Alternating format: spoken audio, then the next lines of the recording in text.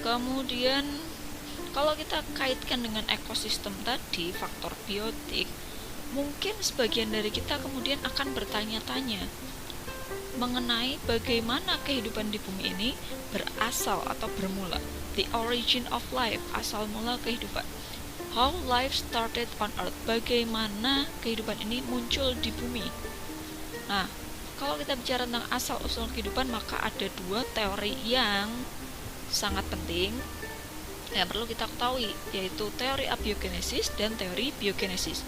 Teori abiogenesis berasal dari tiga kata yang membentuk abiogenesis, yaitu a artinya tidak, bio itu artinya hidup, sementara genesis adalah pembentukan. Artinya pembentukan kehidupan yang ada sekarang berasal dari sesuatu yang tidak hidup. Sementara biogenesis, bio itu hidup, genesis pembentukan, berarti pembentukan makhluk hidup atau kehidupan yang ada sekarang berasal dari kehidupan yang ada sebelumnya. Kalau abiogenesis tadi dari tak hidup, dari benda mati, benda tak hidup ini, bukan benda mati ya, maaf. Nah, kenapa saya katakan benda tak hidup? Saya ganti, karena kalau kita sebut benda mati, maka otomatis sebenarnya benda itu pernah hidup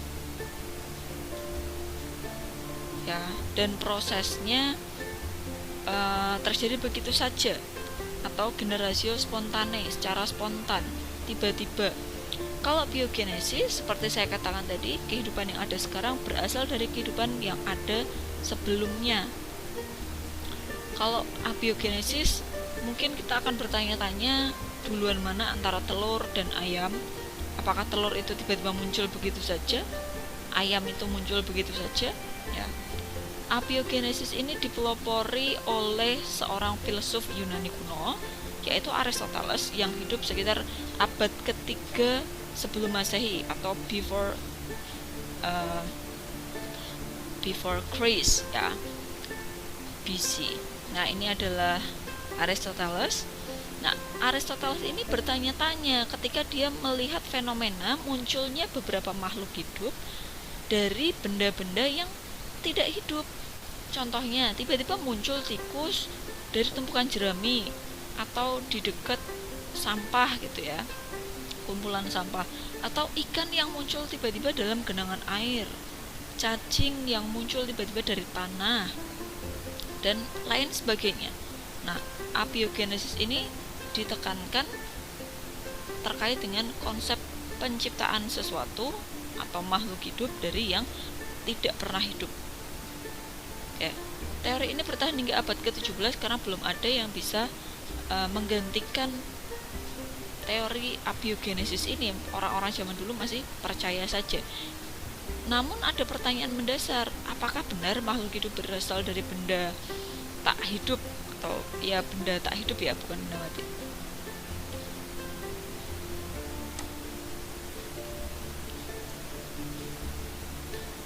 Benda tak hidup. Nah, pertanyaan ini kemudian berusaha untuk dijawab dan dibuktikan lagi oleh beberapa ilmuwan yang mereka menganut teori biogenesis. Nah, Omne Vivum Ex Ovo yang dipelopori oleh Francisco Redi, kemudian Omne Ovum Ex Vivum, kemudian Omne Vivum Ex Vivum. Ketiga teori ini melahirkan teori biogenesis. Kita akan lihat timelinenya atau waktunya, lini waktunya. Pada tahun sekitar abad ke-16 ke-17, Francisco Redi ini melaksanakan sebuah eksperimen yang hasilnya bahwa belatung atau larva lalat bukan muncul begitu saja dari daging yang dibiarkan busuk, yang dibiarkan di udara terbuka. Belatung baru bisa muncul jika lalat bisa bertelur di atas daging. Sementara pada sekitar abad ke-18, seorang ilmuwan yang bernama Lazarus Spallanzani membantah percobaan Needham, dan dia mencoba melaksanakan sebuah eksperimen dengan memanaskan air kaldu. Air kaldu yang dipanaskan akan menghilangkan mikroorganismenya dan menghasilkan makhluk hidup baru. Tidak akan menghasilkan makhluk hidup baru kalau air kaldunya dipanaskan, karena mikroorganismenya sudah mati.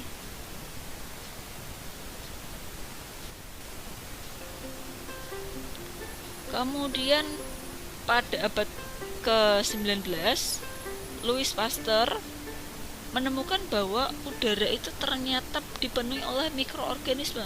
Jadi kalau udara ini yang berisi mikroorganisme tadi tidak dibiarkan masuk atau disaring, kemungkinan air kaldu bisa tetap terjaga kebersihannya, jadi tidak keruh. Nanti kita akan lihat bagaimana eksperimennya. Francisco Redi eksperimen si Redi ini menggunakan daging sapi diletakkan dalam 3 toples. Toples yang pertama itu dibiarkan terbuka, toples kedua ditutup rapat-rapat, sementara toples ketiga itu ditutup dengan kain kasa. Setelah dibiarkan selama 6 hari, ternyata pada toples 1 itu dagingnya membusuk dan ditemukan banyak belatung di atas daging, ya. Sementara pada toples kedua dagingnya tidak membusuk dan juga tidak ada belatung atau larva lalat.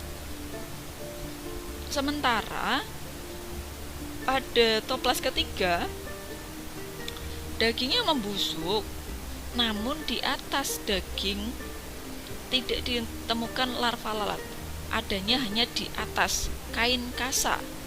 Artinya Redi ini bisa menyimpulkan bahwa belatung atau larva lalat itu ya muncul karena lalatnya bertelur. Jadi makhluk hidup yang ada sekarang ini berasal dari makhluk hidup yang ada sebelumnya, gitu ya. Ya larva lalat ya berasal dari lalatnya. Kalau lalatnya tidak bertelur, nonsens, tidak akan mungkin ada belatung. Selanjutnya untuk mendukung Redi tadi, Spallanzani mencoba untuk melaksanakan sebuah eksperimen, yaitu dengan memanaskan air kaldu. Pemanasan air kaldu ini tadi saya katakan berfungsi untuk mematikan mikroorganisme yang ada di dalam air kaldu. Oke. Botol yang pertama berisi dengan air kaldu yang sudah dipanaskan, kemudian dibiarkan terbuka begitu saja. Setelah 6 hari ternyata air kaldunya keruh. Keruh itu menandakan munculnya mikroorganisme baru, walaupun tadi sudah sempat dipanaskan dan mati mikroorganisme yang ada di kaldunya. Sementara pada botol yang kedua air kaldunya dipanaskan, tapi masih panas-panas itu ditutup dengan menggunakan tutup yang rapat, ya. Ternyata setelah 6 hari tidak terdapat mikroorganisme yang tumbuh, air kaldunya masih tetap jernih. Tapi kemudian dibuka, sehari kemudian air kaldunya menjadi keruh lagi, artinya mikroorganisme sudah mulai tumbuh lagi. Di sini Spallanzani menyatakan bahwa mikroorganisme yang ada di udara ya bisa masuk ke dalam air kaldu yang dibiarkan terbuka. Berarti makhluk hidup yang ada sekarang ini berasal dari makhluk hidup yang ada sebelumnya. Kemudian yang ketiga adalah Louis Pasteur experiments. Ya, Louis Pasteur ini menggunakan cara yang mirip dengan Spallanzani, hanya saja di sini yang berbeda adalah tutupnya. Kalau yang tadi itu ditutup rapat, kalau yang ini ditutup dengan menggunakan leher angsa, labu leher angsa. Nah, leher di labu ini mencegah udara dari luar masuk, jadi tidak ada kontaminasi yang terjadi. Jadi istilahnya dia menyaring udaranya, gitu ya. Ketika leher labu dipatahkan, bakteri masuk ke dalam kaldu. yang sudah steril mengakibatkan tumbuhnya mikroorganisme. Jadi ketiga eksperimen ini tadi membuktikan bahwa kehidupan yang ada sekarang itu berasal dari kehidupan sebelumnya.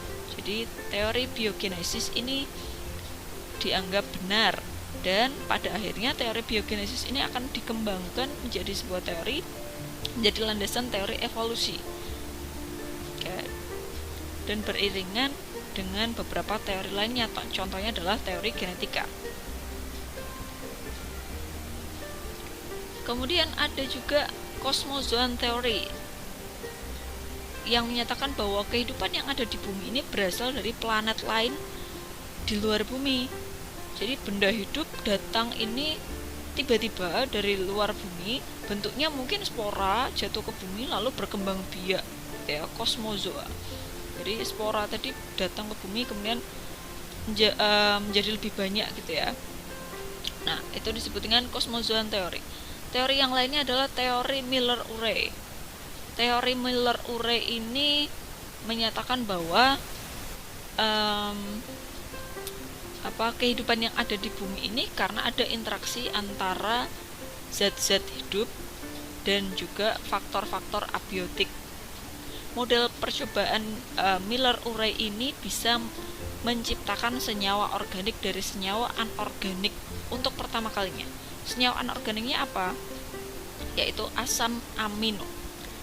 Senyawa organik yaitu asam amino dibuat dari amonia, metana, air, dan hidrogen yang notabene merupakan senyawa anorganik dengan mengaliri bunga api listrik.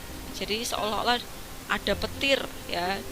Jadi di bumi ini kan karena ada fenomena-fenomena alam, contohnya petir, kemudian reaksi-reaksi yang terjadi secara geologis ya, itu bisa menyebabkan munculnya senyawa organik. Contohnya adalah asam amino. Itu teori Miller-Urey. Senyawa ini yang menyusun makhluk hidup. Jadi senyawa asam amino ini kan, asam amino itu kan kalau digabung-gabung jadi banyak sekali bisa membentuk protein gitu kan.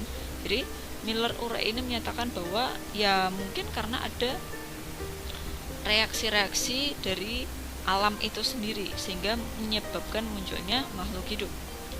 Teori ini mengemukakan bahwa atmosfer bumi mulanya kaya akan gas-gas metana atau CH4, amonia NH3 dan hidrogen serta air. Zat-zat ini merupakan unsur penting terdapat dalam tubuh makhluk hidup. Kemudian karena adanya energi yang sangat besar dari petir atau halilintar serta radiasi sinar kosmos, unsur tersebut mengandalkan reaksi kimia untuk membentuk zat hidup. Tadi ada asam amino. Zat-zat hidup ini yang mula-mula membentuk virus. Kira-kira seperti itu, zat organik yang paling mendasar untuk membentuk makhluk hidup. Oke. Baik, kalau kita bicara mengenai struktur zat hidup, mulai dari yang paling kecil itu adalah unsur ya, bagian terkecil dari suatu zat yang sudah tidak bisa dibagi lagi dalam reaksi kimia biasa. Kemudian molekul, monomer dan polimer, gabungan dari unsur sejenis maupun tidak sejenis untuk membentuk molekul senyawa tunggal yang disebut dengan monomer dan saling bergabung membentuk polimer. Jadi polimer itu adalah gabungan dari monomer. Kemudian selanjutnya ada jaringan. Jaringan tentu saja kumpulan dari sel-sel ya. Jadi kumpulan dari molekul tadi membentuk sel, sel membentuk jaringan, jaringan membentuk organ, sistem organ dan organisme atau individu. Individu yang tunggal nanti kemudian akan membentuk populasi ya, kemudian membentuk sebuah komunitas sampai akhirnya bioma. Nah, itulah yang disebut dengan organisasi kehidupan. Nah, hidup itu berarti harus memiliki ciri-ciri tertentu. Benda atau makhluk bisa dikatakan hidup kalau dia memiliki ciri-ciri yang pertama, dia tumbuh dan berkembang. Pertumbuhan terjadi karena adanya diferensiasi dan pertambahan jumlah sel, sehingga bersifat reversible atau tidak dapat balik.